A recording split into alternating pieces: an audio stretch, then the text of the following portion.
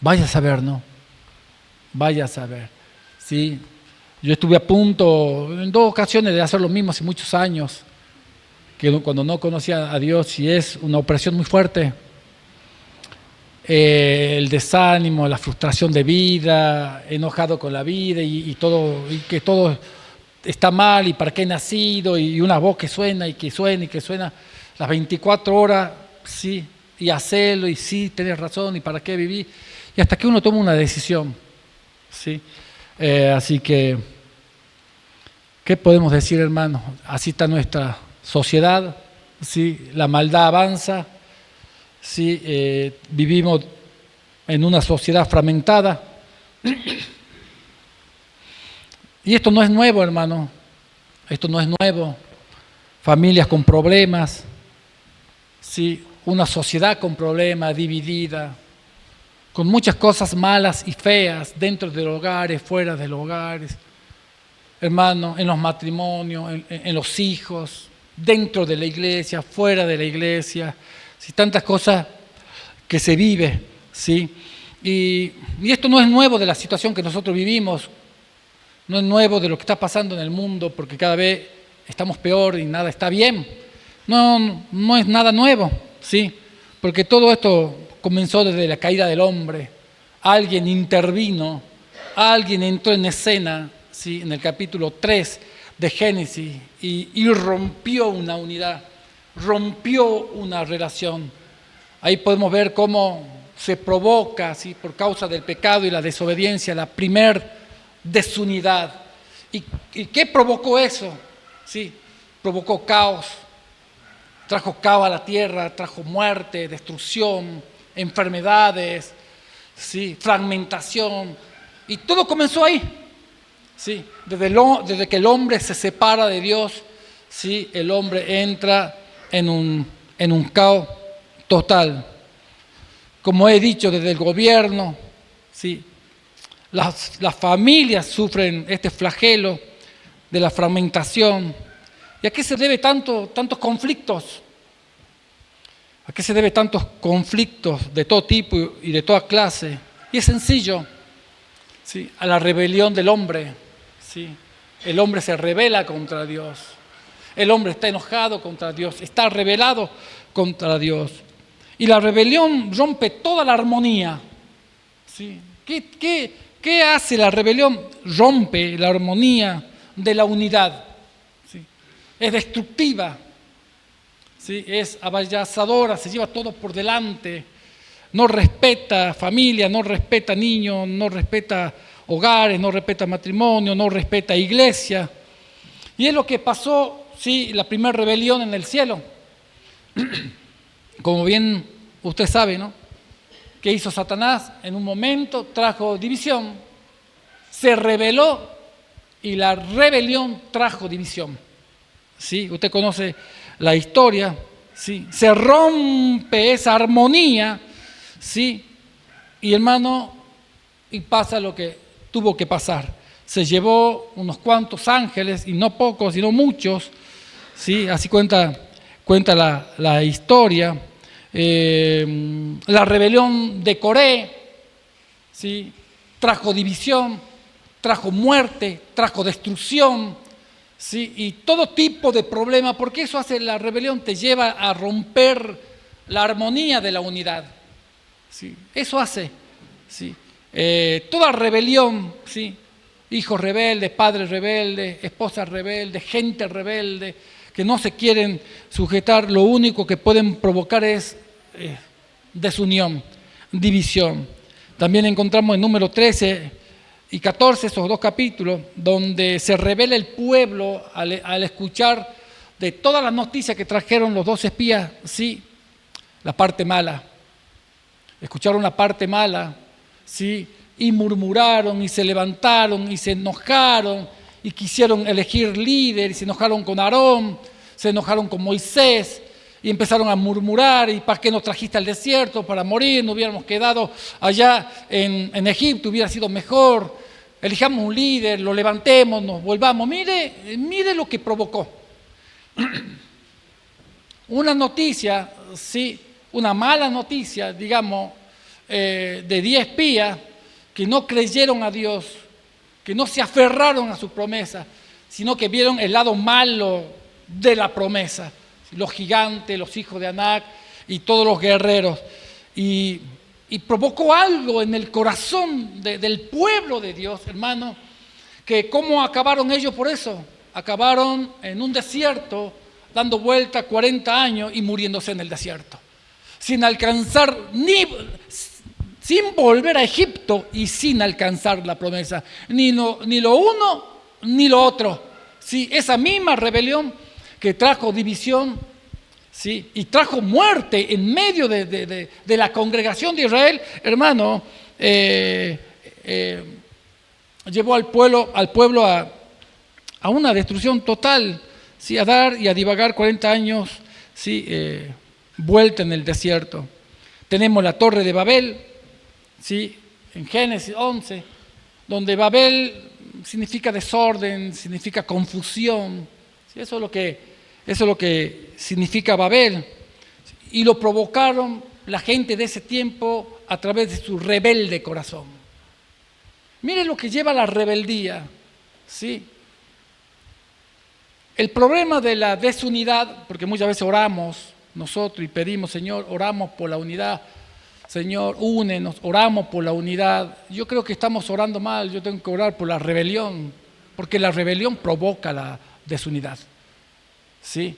El orgullo, la soberbia, todo eso, ¿sí? Es provocador de desastre, de división, de problema, de ruptura, fragmentación, sea en la iglesia, sea en un país, sea donde sea, ¿sí? Mire la desunión por causa de la desunidad, los países no se entienden, hay guerra, hay hambre, hay enfermedades, hay pobreza, porque la guerra devasta una nación, devasta la humanidad, y hoy tenemos todo tipo de males por causa de divisiones, donde los presidentes no están de acuerdo, donde algo surge y comienza la guerra y comienza el malentendido.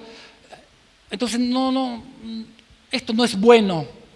Y hoy vivimos las consecuencias, ¿sí? De las malas decisiones y las consecuencias de lo que comenzó en el huerto de Edén.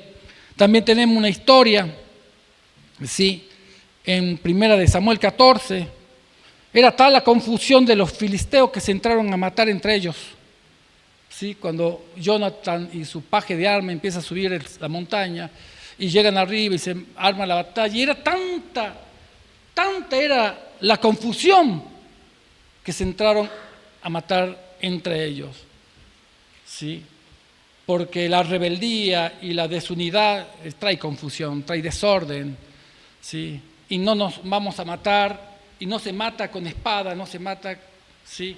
Aunque ¿sí? Hoy la violencia lleva, ¿sí? A quitar la vida a muchos, pero matamos con nuestras acciones, matamos con nuestras lenguas, matamos con nuestras actitudes, ¿sí?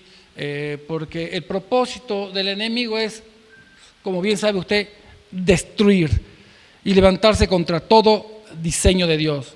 Mateo 12, 25 y Marcos 3, 24 y 25, versos 24 y 25, nos enseña un principio que usted conoce, no necesita abrir, ¿sí? La Biblia, sino que nos enseña un principio, ¿sí? El principio de la división. Es decir, que la falta de unidad y la discordia interna llevan a la destrucción y el colapso, ya sea una familia, un país o cualquier otra entidad, se fragmenta hasta llegar a la ruina. Y Jesús se lo dijo. Un reino dividido no puede prevalecer. Una casa dividida no puede estar de pie. Una iglesia dividida no permanece, no avanza, se estanca, ¿sí? Y este principio es aplicable en todos los ámbitos, en el trabajo, en una empresa, en un negocio, ¿sí? En la familia, en la iglesia. Este principio es aplicable porque estanca, ¿sí? Roba el gozo, te detiene. Donde hay desunidad, hermano, hay muerte. Sí, detiene diseño de Dios, detiene los propósitos de Dios, detiene donde hay familias cristianas llenas de conflictos, no tienen ganas de orar, no tienen ganas de leer la Biblia, no tienen ganas de venir a la iglesia, ¿sí? Los problemas los superan, hermanos, y mira cómo trabaja el enemigo sutilmente, tratando, ¿sí?, de fragmentar, ¿sí?, de robar, de matar. ¿Cuántas iglesias con los años, cuántas iglesias conozco, ustedes conocen, muchas iglesias que son golpeadas y destruidas por la falta de unidad? Y aquí el diablo no tiene nada que ver, porque aquí Satanás está a un lado. La rebeldía del hombre, el orgullo, la soberbia, el desacuerdo, ¿sí? Porque podemos estar unidos, hermano, y ir en un solo objetivo, pero puede haber, hermano, pensamientos diferentes, ¿sí? Porque cada uno pensamos diferente, pero eso no significa que uno está desunido. Pero donde gobierna el desacuerdo por causa de la rebelión, por causa de la soberbia, por causa del orgullo, hermano, lleva a una iglesia a destruirla, ¿sí? Porque esa rebelión y esa desunidad trae murmuración, trae chisme, enciende grandes, dice que esas lenguas enciende grandes, pequeña lengua, pero que puede provocar grandes incendios, dice Santiago. Entonces imagínense cómo se devasta iglesia. Las iglesias son devastadas, vidas son destruidas, ministerios son destruidos, de pastores, ministerios dentro de la iglesia, ¿sí?, son destruidos, lastiman tanto que muchos ya no quieren saber nada con la iglesia, no quieren saber nada con el Señor, ¿sí? Tanto es, ¿sí?, el dolor que se terminan alejando. Hasta muchas veces se cierran las iglesias. Conozco iglesias que han cerrado por causa de la división, ¿sí? Y la división muchas veces es por gente que todavía no madura, no crece, la falta de madurez, ¿sí? Y no crecen, ¿sí? Y esto, hermano, cuánto dolor provoca, cuántas pérdidas irrecuperables, ¿sí?, dentro de las iglesias. Estoy hablando de las iglesias, como también, hermano, también es aplicable a todo ámbito, ¿no? ¿Cuántos años perdidos? Lo que cuesta levantar y restaurar una iglesia que fue dañada por causa de la división, que fue dañada por la rebeldía. No se levanta y no se restaura de la noche a la mañana. No. ¿Sí? Cuando una iglesia es fragmentada por la división, ¿sí?, por la falta de la unidad, no es fácil restaurarla. Pero tenemos un consejo, ¿sí? ¿Cuál es el consejo del apóstol Pablo en Romanos 16, 17? Que alguien me lo lea, por favor. Hay un consejo ahí del apóstol Pablo. Y tenemos mucho consejo en la Escritura, pero hay uno ahí. ¿Quién me lo puede leer? Romanos 16.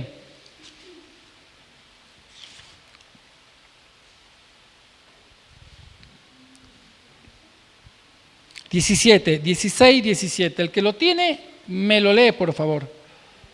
Pero les ruego, hermanos, que se cuiden de los que causan divisiones y tropiezos en contra de la enseñanza que ustedes han recibido, y que se aparten de ellos. Cuídense de aquello que causan división. Cuídense de aquello que provocan división. Cuídense de aquello que se levantan contra la sana doctrina. Apártense de ello, no se junten. No se junten. Ese es el consejo de Pablo, ¿sí? Porque si yo me junto y estoy con aquellos que murmuran, que critican, que contaminan, hermano, yo voy a ser un contaminado más, ¿sí? Y me va a afectar mi relación con Dios, me va a afectar mi visión hacia la iglesia, va a afectar mi visión hacia líderes. Pablo es clarito con esto: no te juntes con esa gente. Apártate de ellos. Si buscan lastimar a la iglesia, no te juntes. Apártate, ¿sí?, de ellos, o si no, corrígelo. Tenemos dos cosas que hacer: nos apartamos O si no, corregimos. ¿Sí? Pero bueno, como es un buen hermano, es mi amigo, me cuesta corregir. ¿Sí? No me voy a apartar porque bueno, es mi hermano. Sí, yo sé lo que dice, yo sé que está mal, pero hermano, contamina. Contamina. ¿Sí? Somos contaminados por gente así. La iglesia es contaminada, hermano. La iglesia es afectada, tu vida es afectada. Entonces Pablo recomienda, con respecto a esta persona que causan división, aléjense. Aléjense.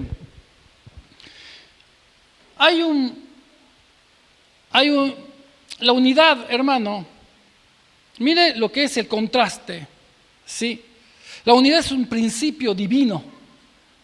Eso es la unidad. Un principio divino. Y Satanás atenta con todo aquello que es principio de Dios.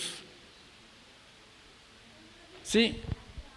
La familia, la paz, las buenas cosas, las buenas costumbres, el llamado, una iglesia sana.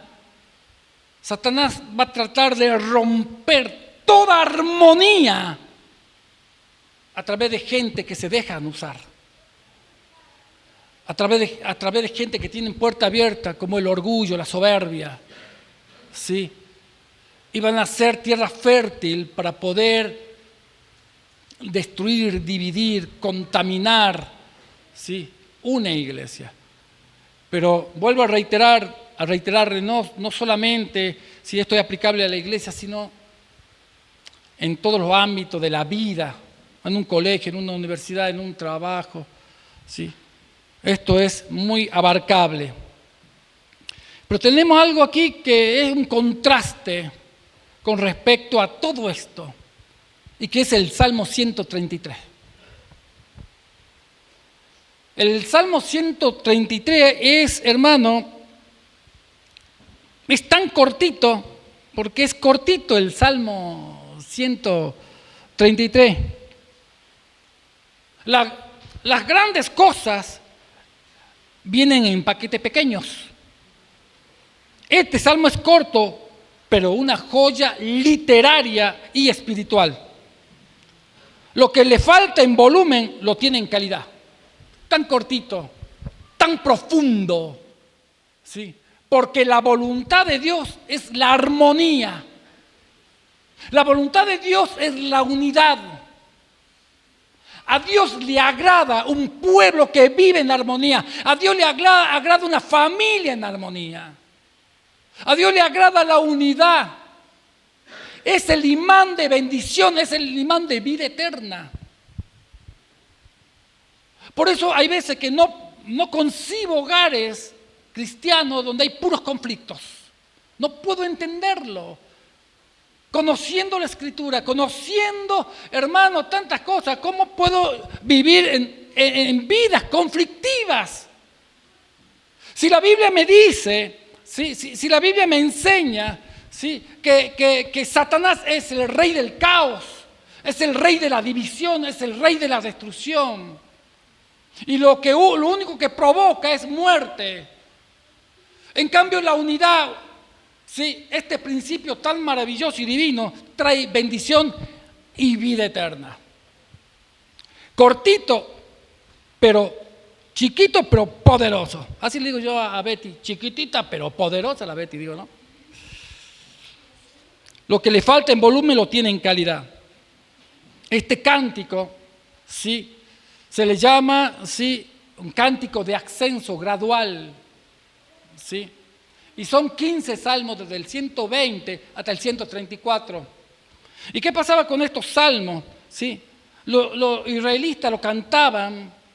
¿Por qué dice en ascenso? Porque realmente tenían que subir una montaña para llegar a Jerusalén. E iban en procesión.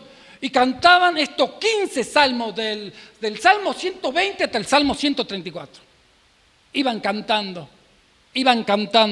¿sí? Porque iban a Jerusalén a celebrar ¿qué? La fiesta de las Pascuas, ¿sí? El Pentecostés y las fiestas de los tabernáculos. Entonces, ellos regresaban a Jerusalén y en la peregrinación, porque también se les llama el cántico de los peregrinos, iban cantando con alegría, con gozo, ¿sí? Hasta llegar, ¿sí?, a Jerusalén. Y lo hacían, ¿sí?,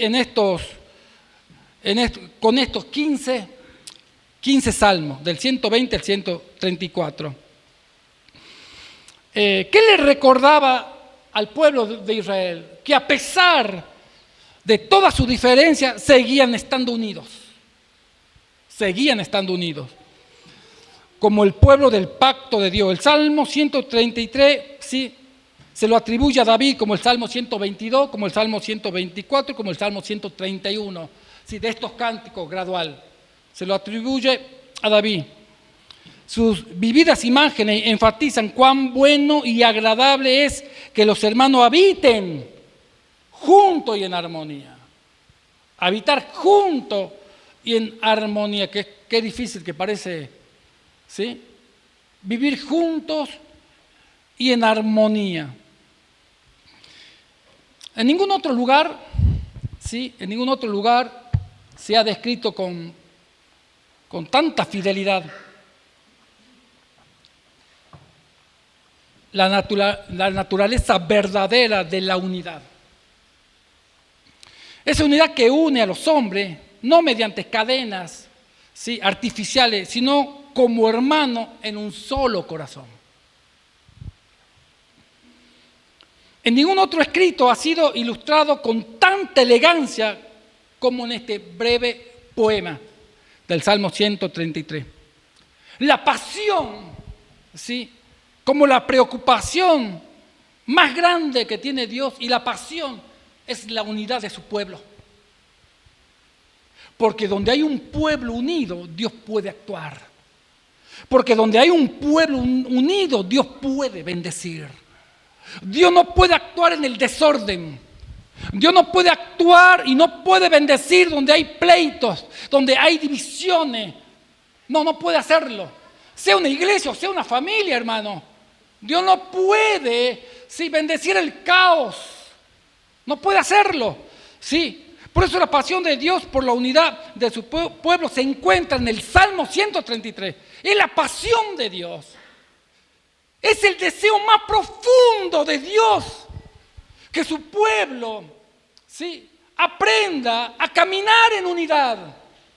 ¿Sí? Más allá de diferencias de pensamiento, más allá de diferencias de carácter, más allá de las diferencias que podamos tener, ¿sí?, el deseo y la pasión de Dios más profunda es que su iglesia camine en unidad. No que camine en división. No, hermano. Nosotros pedimos bendición, queremos que Dios nos bendiga, pero uno de los ingredientes, porque esto es uno de los ingredientes para que Dios bendiga, para que Dios descienda, para que Dios haga lo que tenga que hacer, es una iglesia unida. Porque Dios no puede trabajar y ejecutar diseños y ejecutar propósitos si la iglesia está dividida. No puede. No se puede llevar una familia hacia adelante si la familia está dividida. No se puede. Dios no puede bendecir hogares fragmentados. Hermano, hay que solucionar primero, ¿sí?, el asunto de la unidad, del amor, de la confraternidad.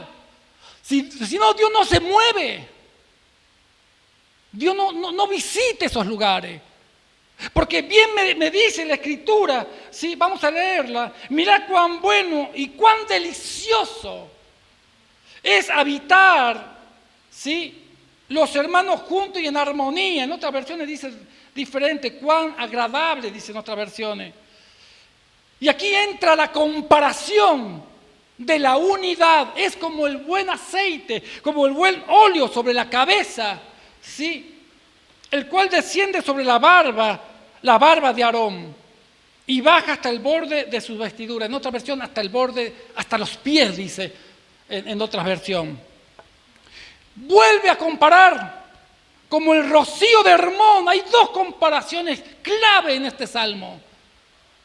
Estas dos comparaciones tienen que ver con la vida. Estas dos comparaciones tienen que ver con la bendición, ¿sí? Que desciende sobre los montes de Sión, porque allí envía Jehová bendición y vida eterna. Allí. Lo compara con el buen perfume, ¿sí?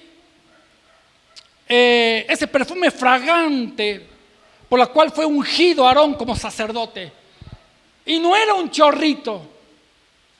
Se lo derramaba en la santa unción, se derramaba el perfume y el perfume chorreaba y le llegaba hasta el borde de la vestidura. No era un poquito de aceite. Y era un perfume, como hemos visto, el perfume de nardo, ¿se acuerda?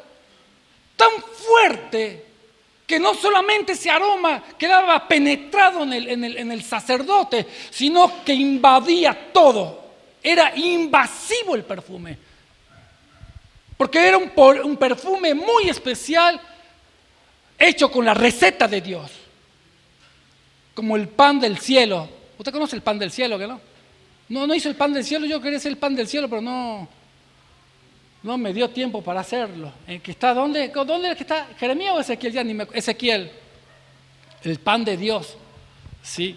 Entonces Dios dio una receta para que este varón sea ungido. A lo largo del Antiguo Testamento Dios extendió su bendición de la unidad más allá de Israel, cuando Cristo estableció el nuevo pacto. Al igual que el pueblo de Dios en el Salmo 133. Los cristianos somos redimidos, estamos unidos por el pacto, ascendemos juntos a la ciudad de Dios, no a un monte. Nosotros vamos en peregrinación, ascendiendo a la ciudad de Dios, vamos en dirección a la ciudad de Dios. Ese es nuestro peregrinaje aquí en la tierra. En aquellos tiempos a Jerusalén, nosotros nos vamos a la nueva Jerusalén. A la nueva Jerusalén. Los cristianos somos redimidos y estamos unidos por el pacto y ascendemos junto a la ciudad de Dios. Este dulce salmo anima al pueblo de Dios a viajar junto, en armonía, en unidad, hacia el objetivo final, que es la nueva Jerusalén. Ese es nuestro objetivo final. Pero la iglesia, mientras, tiene que caminar unida hacia ese propósito eterno, hacia ese lugar, para ayudarnos a entender, ¿sí?, este salmo, como dice, cuán bueno y cuán delicioso es, cuán bueno, cuán delicioso. No dice qué bueno es, qué buena es la unidad, dice cuán bueno. No es lo mismo decir es buena la unidad. El salmista expresa cuán bueno, ¿sí? Experimentar esta comunión entre creyentes. El rey David usa, ¿sí?, dos figuras, el aceite, ¿sí?, que es bueno, el aceite que es derramado sobre la cabeza de Aarón y desciende sobre la barba, y el rocío que cae desde la montaña, ¿sí?, del monte Hermón, todas esas cadenas de montañas tremendas que desciende. El salmista da cuatro puntos principales. Número 1, es bueno y delicioso. ¿Sí? A evitarlo, hermanos, juntos y en armonía. O estar en unidad. Número 2, es fragante. Tiene aroma. La unidad tiene aroma. Sí, la unidad tiene un aroma rico, fragante, que atrae. Es como el imán. ¿Sí? Tercero, es refrescante. Y finalmente, es la garantía segura de la bendición de Dios. 4 cosas. ¿Sí? Aquí en el Salmo 133:1 encontramos que la unidad es elogiada. ¿Sí? Hay un elogio de la unidad, porque la unidad es buena, se está elogiando. porque la unidad es muy agradable, es deliciosa, ¿sí? La unidad es vida familiar y conjunta, vida familiar conjunta, eso es la unidad. Se elogia la unidad, ¿sí? Pero también la unidad es comparada. En el Salmo 133, del 2 al 3, es como el óleo de Aarón, que se derrama sobre Aarón. La unidad es como el rocío del monte Hermón, y la unidad es la bendición perdurable, eterna de Dios para nosotros, la unidad, ¿sí? Y comienza así: miren cuán bueno y cuán agradable, cuán bueno y cuán agradable. Dicen algunos teólogos que lo dice un anciano, dice que David escribió este salmo en su última etapa de vida, en su ancianidad. Dicen algunos teólogos, porque él experimentó el sabor de la desunidad. Porque él experimentó el sabor de la fragmentación de su familia y de su reino. Porque él vivió, sí, por sus decisiones mal tomadas, la consecuencia de sus decisiones, sí, porque la consecuencia de sus decisiones dividió su reino. Se levantó Absalón contra su casa. Hubo muchos tipos de cosas malas dentro de la familia como en el reino. Él experimentó el sabor amargo de lo que trae la desunidad. Él es el testigo más fiel de lo que provoca la desunidad.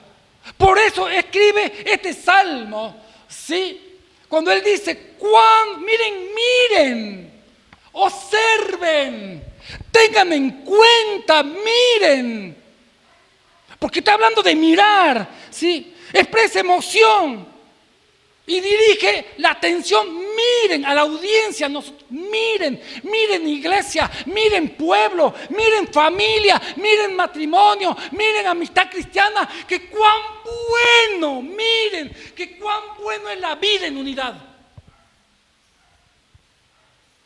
Lo está expresando con una emoción muy profunda, porque es un hombre que lo vivió y transitó esos caminos amargos, que destruye familia, que destruye vida, que destruye propósito, que destruye tantas cosas. Porque la desunidad destruye tantas cosas, hermano. Ministerios estancados. Tuvo que sufrir la pérdida de su hijo. Tuvo que sufrir tremendas cosas dentro de su seno familiar. La división, hermano, es destructiva. Es destructiva. Es un arma poderosa, sí, en la mano del enemigo cuando encuentra corazones abiertos y fértiles para que sea sembrada esa semilla. Es destructiva totalmente. Cuán bueno y cuán agradable es. Cuán bueno. Transmite el cuán bueno. ¿Qué transmite? La idea de valor y de hermosura. Cuán bueno. Cuán bueno. Una expresión, sí, tremenda. Cuán bueno. Un buen objeto es admirable y atractivo y por lo tanto atrayente y deseable. Quiero comprar esa zapatilla porque me encanta, me gusta. Pero sale 300,000, no importa, yo la voy a comprar porque me atrae, me gusta, quiero disfrutarlo, quiero ponérmelo en mis pies, es bueno, tengo deseo, sí, de comprarme esa zapatilla, un deseo profundo, sí, que atrae. Estas cualidades son intensificadas, mire, ¿no? Por el adverbio cuán bueno, sí. Cuán agradable o cuán delicioso. La palabra agradable transmite la idea de encanto y delicia. Ya sea en una persona, en un cántico o en el nombre de Dios.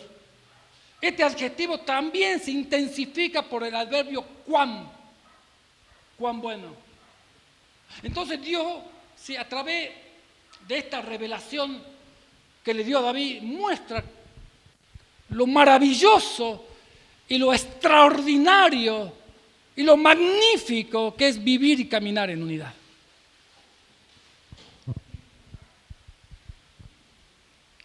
Porque es, hermano, lo que va a mover el cielo a favor de la tierra. Que los hermanos habiten juntos en armonía. Armonía literalmente es unidad, hermano. Unidad en conjunto. Que habiten en armonía. Que habiten en armonía. Sí, una unidad en conjunto.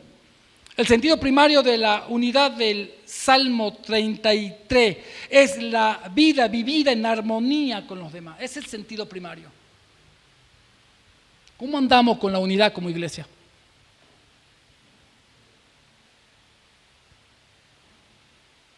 Hermano, yo no tengo que orar por la unidad. Yo tengo que construir la unidad. ¿De qué me sirve orar por la unidad? Sea de mi casa, de mi familia, de mi matrimonio, de mis hijos, de una iglesia, de un trabajo, si yo no la construyo. Con orar, hermano, no va a pasar nada. Yo tengo que activar, ¿sí? Yo tengo que construir. Nehemías sí vio los muros derribados. Y no solamente oró, sino activó, fue y construyó y levantó los muros. No sirve orar solamente, hermano. Tengo que aportar como iglesia por la unidad. Es como el óleo precioso sobre la cabeza. La frase es como, y como hemos dicho, introduce la primera de las dos comparaciones, utilizada para expresar lo bueno y lo agradable que es. Los hermanos habiten juntos en armonía. La unidad es como el perfume fragante. ¿Usted alguna vez ha olido un buen perfume? Un buen perfume que usted lo desea comprar. ¿Sí? Un perfume fragante. Mire cómo lo compara con un perfume fragante. Ese perfume que fue derramado sobre la vida de Aarón, que invadió todo, ¿sí? Que se empleó para ungir a Aarón, dice aquí como sacerdote. Fue derramado sobre su cabeza, luego descendió sobre la barba y de ahí sobre el borde de su túnica hasta abajo. Desprendía un aroma agradable que disfrutaba no solo el sacerdote, sino también todo lo que estaban cerca. Todo lo que estaban cerca. Porque la unidad tiene aroma. La unidad tiene aroma. Y donde la gente encuentra una iglesia unida, quiere estar. Porque todos los que llegan a la iglesia vienen de familias desunidas, de familias problemáticas, de familias fragmentadas, de familias con tantos problemas y tantas cosas y tanta violencia en el hogar, que cuando llega una iglesia, el aroma de la unidad es tan fragante, ¿sí?, que ellos son bendecidos. Pero ¿qué pasa cuando llega a una iglesia donde después que ha pasado un mes, 2 meses, escucha a los hermanos criticar, murmurar? Y bueno, estoy lo mismo que en mi casa. Si en mi casa vivo lo mismo, ¿para qué venir a la iglesia? Yo pensaba que era otra cosa la iglesia. Y muchos se retiran, ¿sí? Muchos se vuelven a ir. Desprendió un aroma agradable que disfrutaban todos, ¿sí? El aceite sagrado de la unción es una ilustración del ministerio del Espíritu Santo, descendiendo cual perfume fragante sobre el pueblo de Dios cuando los hermanos viven juntos y en armonía, y difundiendo el aroma de su testimonio, del testimonio, a través de la unidad. ¿Usted qué piensa que la gente es bueno la sanidad, es bueno los milagros, es bueno todas esas cosas? ¿Pero qué le atrae más a la gente? ¿Sabe qué? Las personas quieren ver algo diferente. Y nosotros mostramos la diferencia como iglesia. Las personas están hartas de vivir como hoy viven. Primeramente sin Dios y que todo su hogar es un caos total. Ellos quieren otra cosa. Ellos quieren vivir algo diferente. Buscan algo ideal. Buscan qué seguir. Y cuando llega a la iglesia, tendría que ser el lugar ideal, donde el perfume, el olor de la fragancia, de la confraternidad, de la unidad, se ha impartido a ellos y ellos están diciendo, esta iglesia es diferente. No importa cuántos somos, pero tenemos que marcar la diferencia. Vuelvo a reiterar, no me voy a cansar de reiterar que la unidad sí da testimonio, es un olor fragante, da testimonio. Tenemos que dar testimonio. ¿Sí? David compara la unidad con el aceite puro y preciso y fragante. Y termino con esto. Voy a terminar con este texto y voy a continuar el domingo. Dice que el aceite desciende, la frase desciende sobre, hasta, aparece 2 veces en el verso 2 y una vez en el verso 3. La repetición recalca la imagen y vincula las diferentes comparaciones, así como el óleo, así como el perfume, así como el aceite, ¿sí? Y el rocío se originan ¿de dónde? De arriba. ¿Sí? De arriba. Porque Dios dio las indicaciones para hacer ese perfume, ¿sí? Para ser ungido los sacerdotes. ¿Sí? Así como el óleo y el rocío se originan en las alturas, descienden. También la unidad se origina en Dios y desciende sobre su pueblo. La verdadera unidad, como toda buena dádiva, viene de lo alto. Viene de lo alto. Es otorgada, es entregada, no fabricada. Tiene mucha más bendición que logros. ¿Por qué familias no son bendecidas? ¿Por qué iglesias muchas veces no son bendecidas? Por ahí me entero de algunas, no porque ando preguntando, por ahí quizá es una forma de desahogo, no lo sé, pero por ahí me entero de iglesias que yo le pregunto, ¿y cómo haces para vivir en esa iglesia? ¿Cómo haces para estar en esa iglesia? No existe la iglesia perfecta, pero lo que me decide esa iglesia, ¿cómo haces para estar? Donde reina el caos, donde reina la división, donde reina quién es mejor, donde reina la competición, donde reina el egoísmo, donde reina, no, yo quiero sobresalir, no, yo soy mejor que él. Le digo, ¿cómo haces para estar en esa iglesia? Yo me hubiera ido, porque a mí no me edifica. No me edifica. Pero se ora, se intercede, se ayuna, se pide bendición y se pide tantas cosas, pero sin darnos muchas veces cuenta en el estado que estamos. Un estado que no es bueno. Sí. Muchas veces Satanás pone vendas mágicas y no nos damos cuenta de nuestra realidad como iglesia y muchas veces en nuestros hogares. Dice la historia, el ciego y el paralítico. Me gusta esta historia, esta anécdota, ¿sí? Que era de una pequeña aldea en medio de la montaña, de los árboles. Había una pequeña aldea, sí, digamos unas cuantas más, pero en ese pequeño grupo de aldea vivía un ciego y un paralítico. Y el ciego y el paralítico vivían peleando, como el perro y el gato. Así era el ciego y el paralítico. Todos los días peleaban, hasta que un día se provoca un incendio en el bosque. Y la gente sale corriendo y se olvidan del ciego y del paralítico. El ciego no sabe para dónde disparar. el paralítico no puede caminar. ¿Sí? Entonces el ciego tanteaba, pero él sabía que no podía ir lejos. El paralítico se arrastraba, pero él podía divisar una brecha en medio del incendio, pero él sabía que no iba a llegar. Él sabía que iba a ser alcanzado por el fuego. Y bueno, ¿usted qué piensa? ¿Qué pasó? El paralítico le dice al ciego: yo veo la brecha y yo sé por dónde pasar, pero yo no puedo caminar. Vos podés caminar.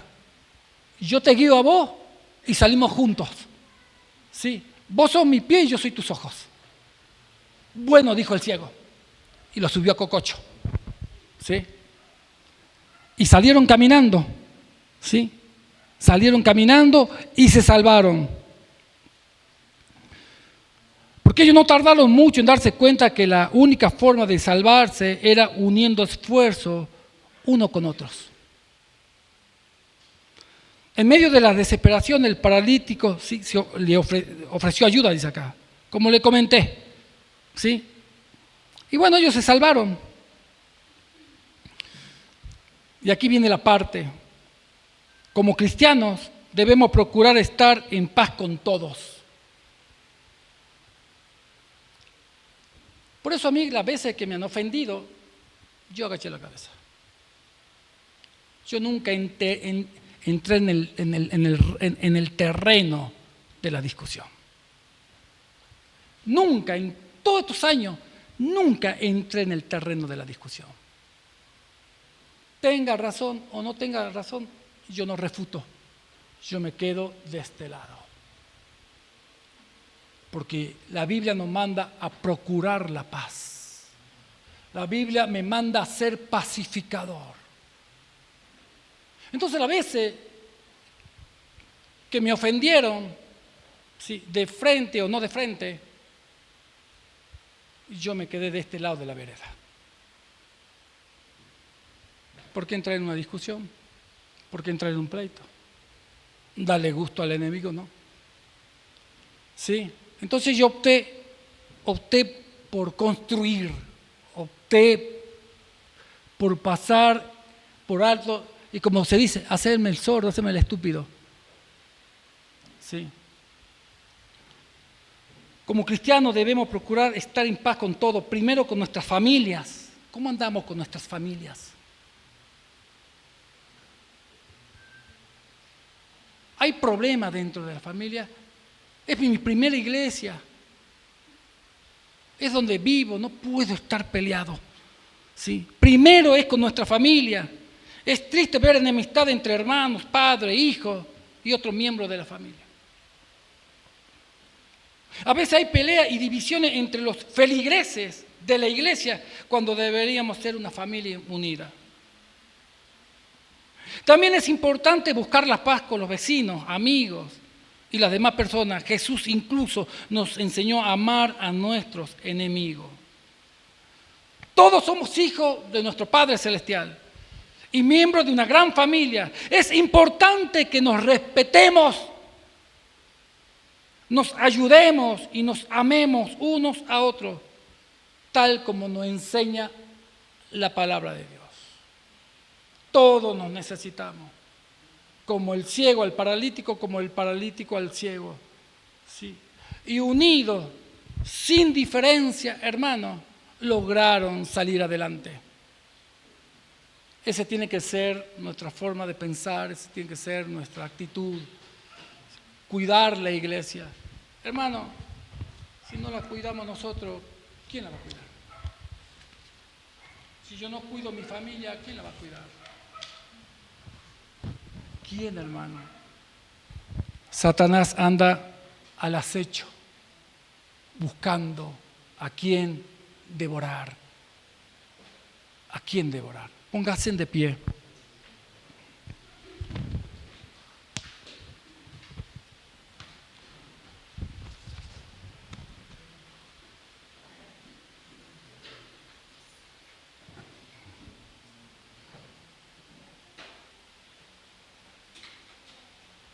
Vamos a orar a Dios para que nos guarde Y usted capaz que está imaginando, porque yo ya sé lo que usted piensa,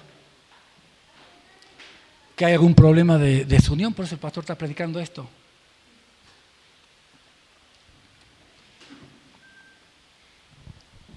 Hermano, no sé si hay problema de desunión. ¿Sí? Y si me entero, voy a ser el último de enterarme. ¿Sí?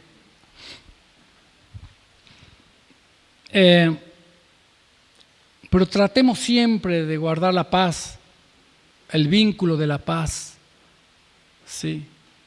Tratemos siempre de guardar la iglesia, la familia. Tu familia de sangre como tu familia espiritual. No seas el instrumento de contaminación y de destrucción, porque grave cosa vas a cargar para ti. Lo que se viene es grave para que provoca división y destrucción dentro de la familia de Cristo. Sí. Si hay cosas pendientes en su familia, arréglela. Arregle, construya su familia de sangre, constrúyala. No le echemos más leña al fuego, ya está demasiado el incendio, demasiado el incendio. Y Dios nos llamó para ser pacificadores. Dios nos llamó para contribuir a la paz, a la unidad. Para eso somos llamados. Y como yo le dije una vez, 2, 3, 4, y siempre se lo voy a reiterar, si no le hacemos honor a ese nombre de que está el cartel ahí afuera, le cambiemos de nombre. ¿Sí? Porque ese título no solamente es el título Amistad Cristiana, el título se tiene que ver reflejado en esta congregación. Porque si nosotros no reflejamos ese título, le cambiemos el nombre y pongamos otro nombre. Es sencillo. ¿Sí? Pero hagamos honor a ese nombre, que los siervos que levantaron esta iglesia, que fueron parte de los pioneros de esta iglesia, pusieron ese nombre en forma profética. Y ese nombre habla mucho de nosotros, de ustedes, de mí. Hagamos honor. Amén. Le hagamos honor a ese nombre. Señor, te alabamos, te bendecimos y te glorificamos. Señor, sabemos lo difícil que es todo. Sabemos lo difícil muchas veces que es la unidad por la diversidad de sentimiento, de pensamiento, de carácter. Pero eso es lo maravilloso, que poder caminar unido en la diversidad. Eso es el milagro, Señor, porque la diversidad es maravillosa. La diversidad de pensamiento, de carácter, es lo que hace a un pueblo tan especial. Y lo que hace a un pueblo, Señor, en el sentido de caminar en unidad, sabiendo que todos somos diferentes, es porque hemos entendido, Señor, el propósito de este tema del Salmo 133. Y nosotros queremos ser, Señor, una iglesia que atraiga bendición, que atraiga vida eterna, que la gente que entre se vaya tocada por el aroma de la unidad, por el buen óleo, por el buen perfume, por el buen rocío que trae frescura al alma que van a venir destrozada. Pero al sentir el aroma y la frescura de este cuerpo, se vayan sanado, impartido, liberado, restaurado. Te lo pido en el nombre de Jesucristo. Porque el desafío más grande que tenemos, Señor, es construir la unidad y no solamente construirla, cuidarla, velar por ella y no dejar que ninguna contaminación externa abra fisura donde hay un pueblo unido. Tú envías bendición y vida eterna. Gracias, Señor, por la vida de mis hermanos. Gracias, Señor, por ellos. Gracias te doy en el nombre de Jesucristo. Amén. Tomen asiento, hermano. Que Dios nos ayude. Amén.